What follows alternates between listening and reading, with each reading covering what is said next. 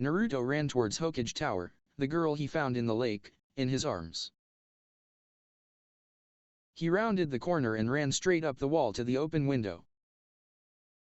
Meanwhile Tsunade Senja sat at her desk doing her usual round of paperwork. She sighed as she looked at the stack piled on her desk, and cried inwardly. Ever since the last battle of the war, Madara and Sasuke had been laying low. Some of their patrols ran into some opposing forces now and again, but there had been no major contact with the enemy. Since then, she and the other Kages had ordered Naruto and his fellow Jinchuriki, Killer Bee, to stay in their respective villages and take no missions. Naruto was livid when he heard this, and tried to fight it, but Tsunade had shut him down. She threatened to put him in the hospital if he didn't stay in the village. Naruto agreed, due to the fact he would rather be free to move about, than stay in the hospital for any length of time. Why does this always happen? Tsunade thought, as she finished another round of paperwork. She was about to start the next stack, when Naruto burst through the window, with an unconscious girl in his arms. "Baa-chan," he shouted, the worry in his voice. "Help her." Tsunade looked at Naruto, then at the girl. This was someone she had seen around the village. She motioned for Naruto to put her down so she could look the girl over. Naruto did as he was told, and set her down slowly on the couch. "Let me take a look," she said, and looked over the girl. She was sickly looking and seemed to not have eaten in a long while.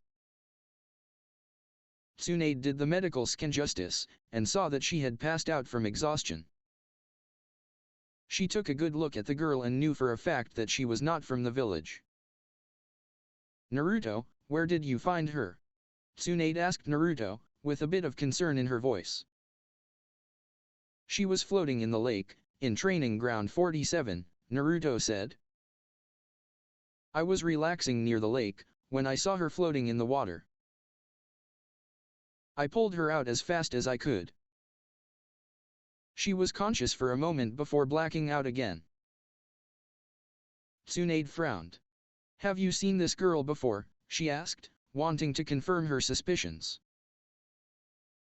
"Nope," Naruto said with a shrug, not seeing the point in the question. Tsunade waved her hands and 5 Umbu appeared in the office. "Take this girl to a secure room in the hospital," she said with authority. "I want her questioned when she awakes." Naruto watched this and attempted to stop the Umbu, but his efforts were frustrated by Tsunade. He stared at her. "What are you doing?" he demanded. "She could be any enemy spy," Tsunade replied, making him frown. "She isn't," Naruto said. "I found her floating in the lake, half dead." "I don't think a spy would do that." "Spies do crazy things to get their information," Tsunade said, and watched as the Umbu left the room with the girl. "But," he began, but Tsunade cut him off. "This is for the good of the village," she said. Naruto just sighed. "Fine," he said, with a bit of anger. He didn't know why, but he wanted to protect the girl. She seemed so lost when he found her, and he wanted to hold her and make sure she was okay. As he thought about her, Tsunade was trying to get his attention. "Naruto," she shouted, getting him out of his stupor. "Yeah, Baa-chan," he said. "As I was saying, you will be able to check on her later, on after we question her," she said, making him smile. He gave Tsunade a hug. "Thanks Baa-chan," he said, and Tsunade smiled.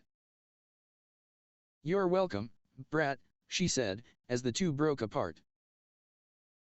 "Now get out of here, I have work to do." Naruto nodded and jumped out of the window. Tsunade smiled, then sighed to herself as she turned to face the stack of paperwork awaiting her attention. With Azula. Azula slowly opened her eyes and found herself surrounded by darkness. Cautiously she stood up and looked around, but saw no one. The last thing she remembered was a blond boy watching over her. She tried to make out his face from memory, but nothing came to mind. When she had looked at him, she felt safe, but she didn't feel that way now. She walked around and tried to find light, but only the darkness was present. Soon, the sound of footsteps filled the air, making Azula look around in fear. Suddenly, her father came into view. "Azula, I finally found you," he sneered, walking towards her. Azula started to back away. "You can't be here," she said, fearing. "You're not real." "Oh, my dear Azula," Ozai responded with a cruel smile. "I am here, and now I'm going to do what I should have done before." Azula watched as he sent a large ball of fire at her. She dodged to the side, and started to run away as he sent another fireball in her direction. She continued her frantic escape attempt, not daring to look back. She soon found herself alone in the darkness. Feeling a bit relieved, she sat down. "Why is this happening to me?" she cried, as she pulled into herself. "There you are, Azula," said a female voice from behind. Azula turned around and beheld her mother standing over her. "Emo. Mother," she said with shock. "My dear Azula, I am so sorry you turned into a monster," her mother, Ursa, said, making her cringe. Azula looked at her mother in confusion. "What are you saying?" "I'm sorry you're a monster," her mother repeated. "I should have taken care of you earlier, so that this wouldn't have happened." Azula watched, as her mother pulled out a long knife. "I should have done this long ago." Azula watched as Ursa approached her, knife in hand. Azula scrambled to get away, but she ran straight toward her father. She turned around but found herself trapped between her parents. "Ozai, let's deal with this monster," Ursa stated. Ozai smiled in reply. "Yes, it's time to face your punishment, Azula." The next thing she saw was a large ball of fire coming towards her. "No!" Azula shouted, as she sat up. She looked around and found herself in a white room that smelled funny. She tried to raise her arms, but felt something against her wrist. She looked down and found her wrist tied to one of the bars next to the bed.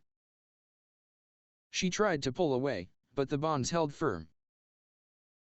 Suddenly, the door opened and someone walked in. Azula started to thrash around, trying to get free. She was afraid she had been captured again, and was going back to her cell. The person who entered, saw the terror in Azula's eyes, and called for others. Azula pulled at her restraints as hard as she could. The force of her struggles caused the bonds to dig into her skin, drawing blood.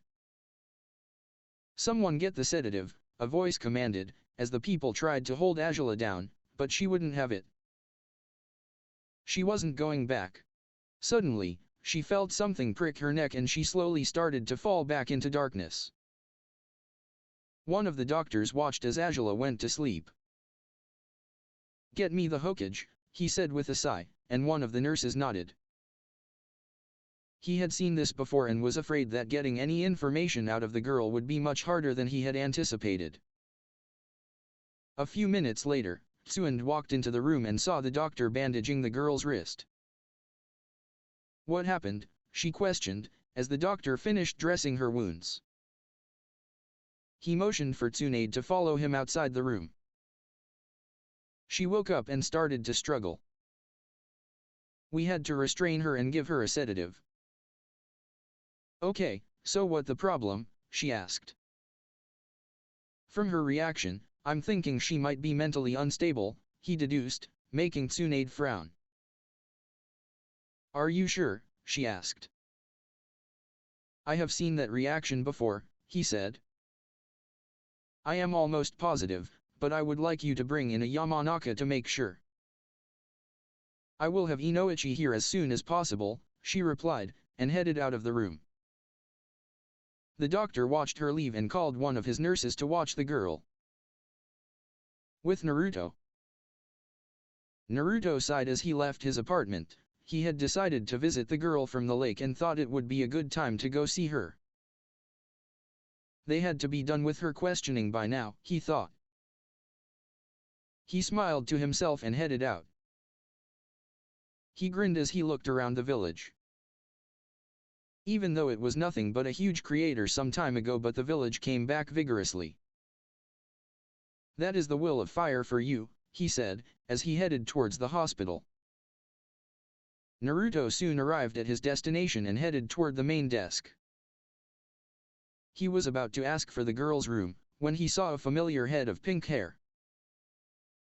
Hey, Sakura, he called out, getting the girl's attention. Sakura turned and saw Naruto heading towards her and sighed heavily. Hey Naruto, she said, trying to hide her annoyance. What are you doing here? He began but was interrupted by one of the nurses giving Sakura some files. He sighed and turned. I'm just going to go.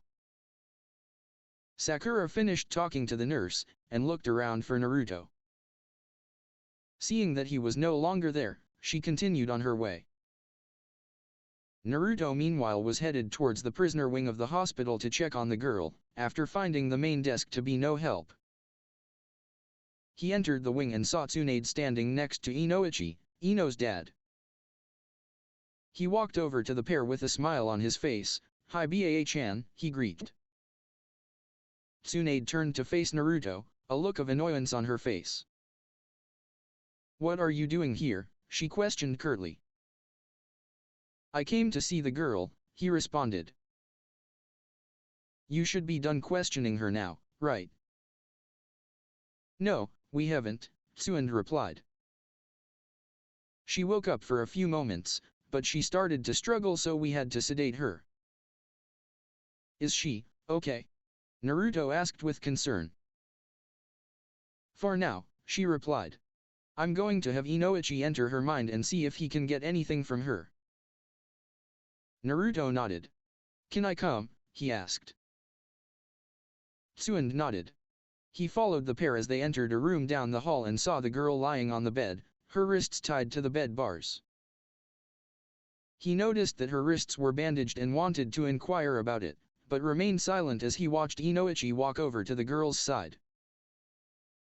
Inoichi went through several different hand signs and created an open diamond with his hand.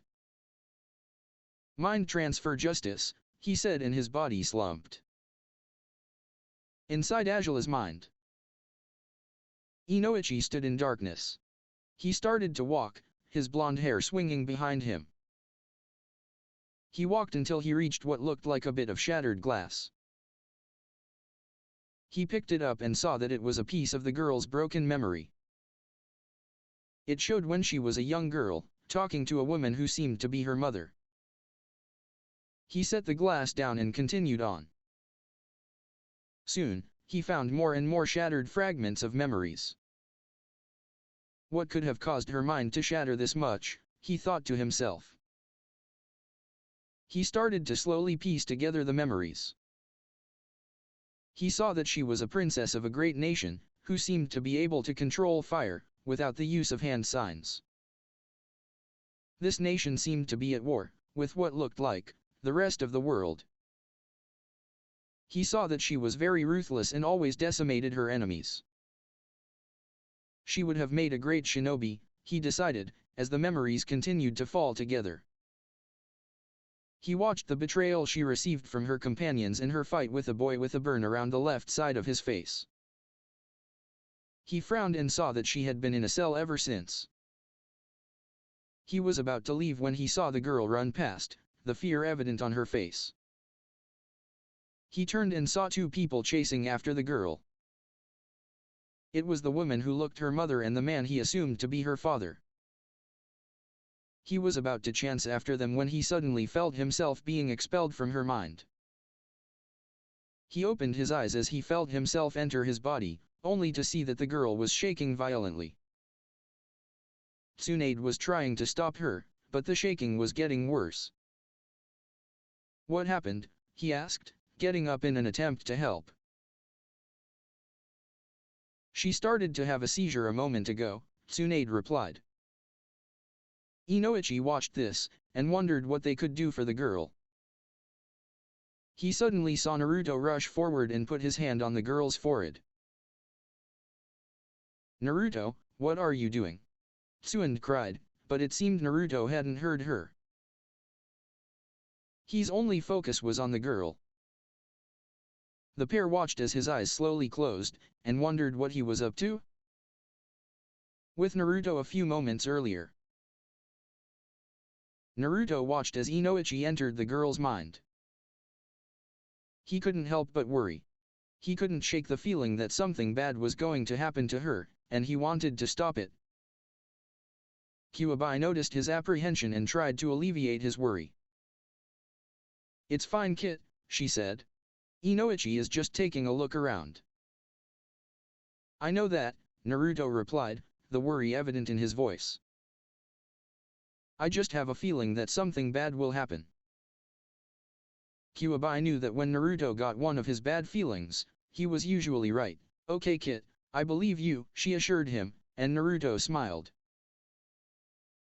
"Thanks, Q, you're the best," he said, as Kyuubi returned the smile. "You know I dot," she replied, with confidence. Suddenly the girl began to move about, violently.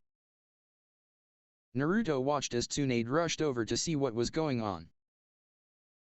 Soon Inoichi was back in his body and started to help Tsunade. "Kit, go over there now," Kyuubi yelled at Naruto.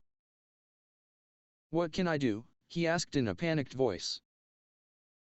"Just go over to her, and place your hand on her forehead."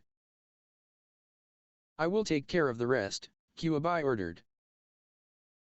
Naruto nodded and ran over to the girl. He placed his hand on her forehead as Kyuubi started to move Naruto's and her mind into the girl's. Naruto felt a pull on his mind as he slowly closed his eyes. With Azula. Azula ran frantically, trying to get away from her parents, but without success. She just couldn't shake them. "Leave me alone," she shouted, as she ran, hoping that her pleas would make her tormentors go away. Her request was answered with a fire blast. She turned and ran to the side, her parents in hot pursuit. She soon came upon a number of pillars all around her and decided to hide behind one. She sat down and tried to catch her breath, but soon the sound of footsteps grew louder.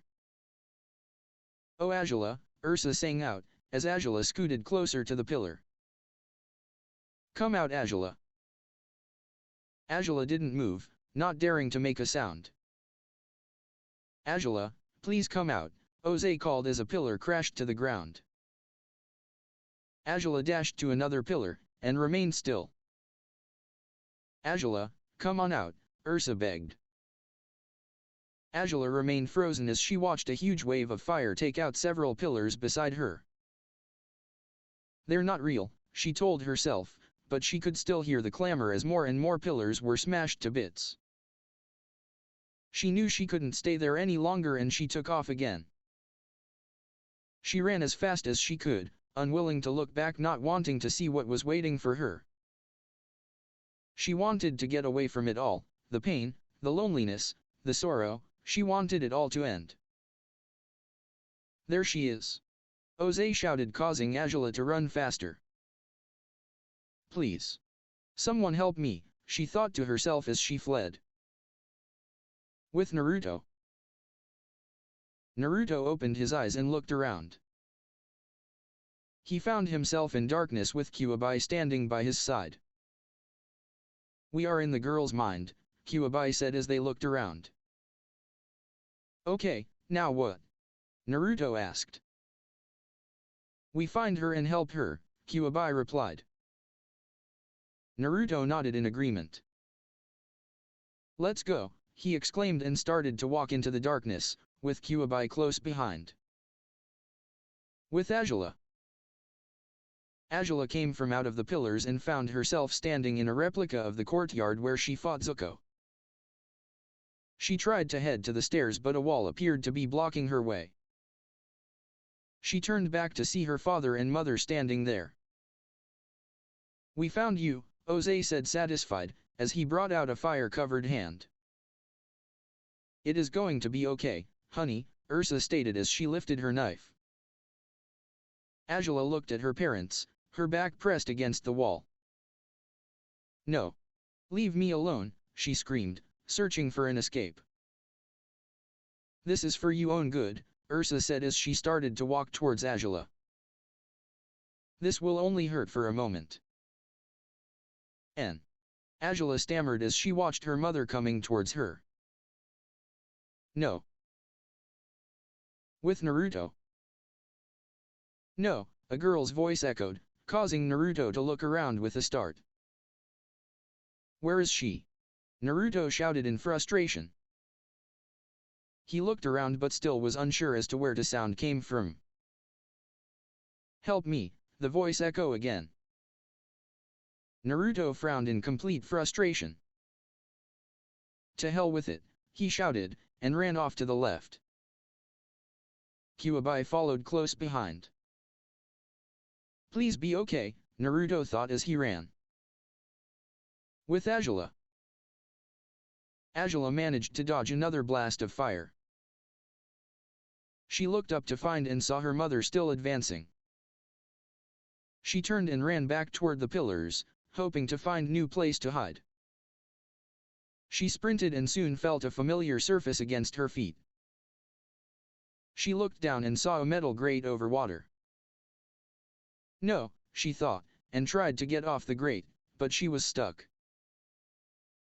Ice began to crawl up her leg, slowly trapping her body. "Not again. Not like this." Ursa walked towards Azula as the ice continued to envelop her body. She hovered over Azula, knife at the ready. "No more running," she said angrily, making Azula show fear. "No please."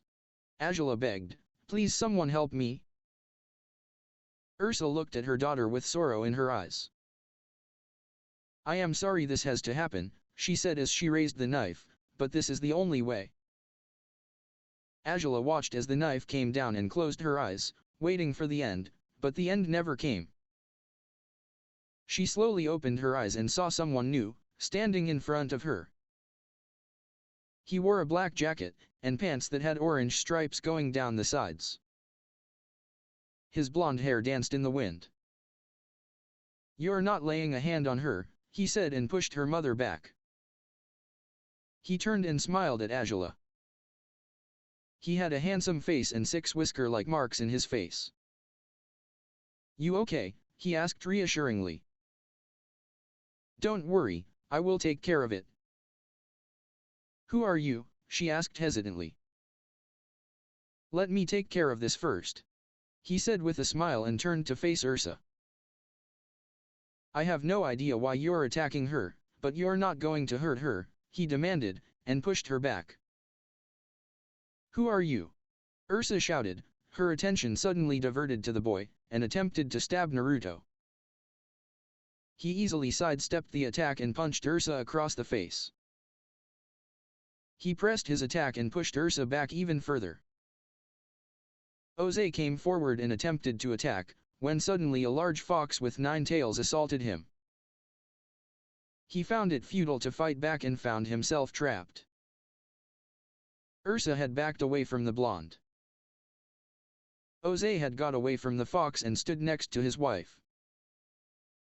"Damn you!" Oze exclaimed as they retreated. He stopped and looked at Azula for a few moments. "I will be back for you." Azula shrunk back from that comment and watched as Oze faded into darkness. Azula turned and saw Ursa watching her. "I'm so sorry," she mouthed, and then she too faded into the darkness. The boy walked over to her and started to remove the ice from her body. She was quickly freed and he held her in his arms. He walked over to the fox. "It is going to be okay now," he said, relieved. She looked at the boy. "WH. Who are you?" she stammered, making him laugh a bit. "I'm Naruto Uzumaki," he said, "and who might you be?" "Azula," was Azula's reply, and Naruto grinned. "Well, I'm glad you are safe," Naruto said, and walked over to the fox. "Now it is time to wake up." Azula nodded calmly, and everything faded to black. She opened her eyes and found herself back in the white room on the bed. She looked around and saw Naruto standing next to her. "Glad to see you again," he said with a smile, and Azula nodded. She looked at the blonde and felt safe, for the first time in a long time.